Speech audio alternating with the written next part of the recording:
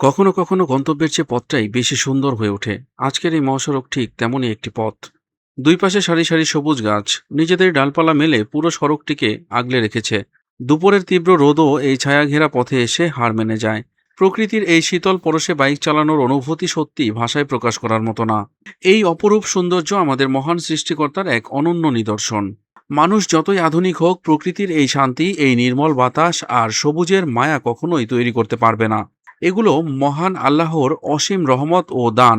বাইকের প্রতিটি চাকা ঘুরনের সঙ্গে মনে হচ্ছে আমি শুধু একটি রাস্তা পাড়ি দিচ্ছি না, বরং প্রকৃতির বুকের ভেতর দিয়ে এক প্রশান্তিময় যাত্রায় বেরিয়েছি।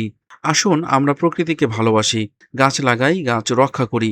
কারণ এই সবুজ আমাদের নির্মল বাতাস দেয়, ছায়া দেয় আর পৃথিবীকে বাসযোগ্য করে তোলে। আজকের এই যাত্রা শুধু একটি বাইক রাইড নয়, এটি সৃষ্টিকর্তার অসীম সৌন্দর্যকে কাছ থেকে অনুভব করার একটি ছোট্ট সুযোগ। আলহামদুলিল্লাহ, এমন সুন্দর পৃথিবী এবং এমন শান্তিময় প্রকৃতির জন্য।